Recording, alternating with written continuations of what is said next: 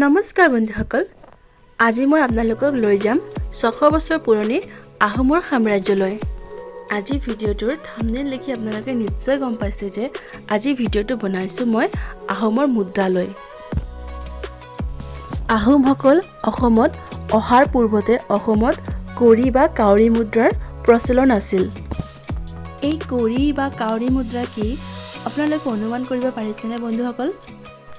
আচলতে এই কড়িসমূহ হৈছে এক প্ৰকাৰৰ সামুদ্ৰিক শেল, যাক চাইপ্ৰিয়া মনেটা আৰু চাইপ্ৰিয়া এনুলাছ এই উভয় প্ৰজাতিৰ শামুকৰ পৰা সংগ্ৰহ কৰা হয়। আচৰিত নহয় জানো? এই কড়িসমূহে এসময়ত মুদ্ৰাৰ একক হিচাপে ব্যৱহাৰ কৰা হৈছিল। আহোম ৰজাসকলে এই কাউৰী মুদ্ৰাৰ পৰা কেতিয়া ধাতৱ মুদ্ৰালৈ ৰূপান্তৰিত কৰিলে সেয়া লৈ ঐতিহাসিকবিদসকলৰ মাজত কোনো বিশেষ তথ্য নাছিল।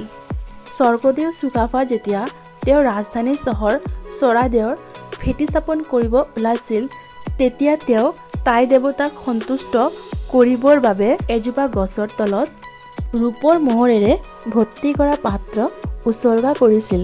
কিন্তু তেতিয়া অসমৰ সামাজিক আৰু অৰ্থনৈতিক পৰিস্থিতি চাই ঐতিহাসিকবিদসকলে কৈছিল যে স্বৰ্গদেউ চুকাফা যি ৰূপৰে ভৰ্তি কৰা পাত্ৰ টাই দেৱতাক সন্তুষ্ট কৰিবৰ বাবে উচৰ্গা কৰিছিল, সেইবিলাক আচলতে আহোমৰ মুদ্ৰা নাছিল, সেইবিলাক মাথো ৰূপৰ টুকুৰাহে আছিল। কিন্তু ইতিহাসবিদসকলে বিশ্বাস কৰিছিল যে প্ৰাচীনতম আহোম মুদ্ৰাসমূহ ৰজা জয়ধ্বজ সিংহে 1648 খ্ৰীষ্টাব্দত জাৰি কৰিছিল। এই মুদ্ৰাসমূহে আহোমসকলৰ সংস্কৃত হিন্দু পৰম্পৰাৰ কথা অৱগত কৰায়। 13 শতাব্দীত যেতিয়া আহোমসকলে ব্ৰহ্মপুত্ৰ উপত্যকালৈ স্থানান্তৰিত হৈছিল, তেতিয়া তেওঁলোকে আত্মাৰ উপাসনা কৰিছিল। আহোমৰ মুদ্ৰাসমূহত বিষ্ণু অৰ্থাৎ হৰিহৰ আৰু ইন্দ্ৰ অৰ্থাৎ হৰিহৰেন্দ্ৰ সংস্কৃত আৰু অসমীয়া লিপিত লিখা আছিল। আহোমসকলৰ আদৰ্শ মুদ্ৰাৰ ওজন আছিল 1 তোলা বা 96 জ্যোতিষ। আহোমৰ মুদ্ৰাসমূহত আকৃতিত বৈচিত্ৰ্য আছিল। মুদ্ৰাসমূহ বৃত্তাকাৰ নহয়, এটি অষ্টভুজাকাৰ আছিল। যোগিনী তন্ত্ৰ মতে এই অষ্টভুজাকাৰ আকৃতিয়ে আহোম ৰাজ্যৰ সাৰ্বভৌমত্বৰ অধীনত 8টা ৰাজ্যৰ বৰ্ণনা কৰে। সপ্তদশ শতাব্দীত যেতিয়া আহোমসকলৰ মাজত চৰ্মবিভাজন দেখা দিছিল, সেই সময়ৰ পৰা স্বৰ্ণমুদ্ৰাৰ প্ৰচলন আৰম্ভ হৈছিল।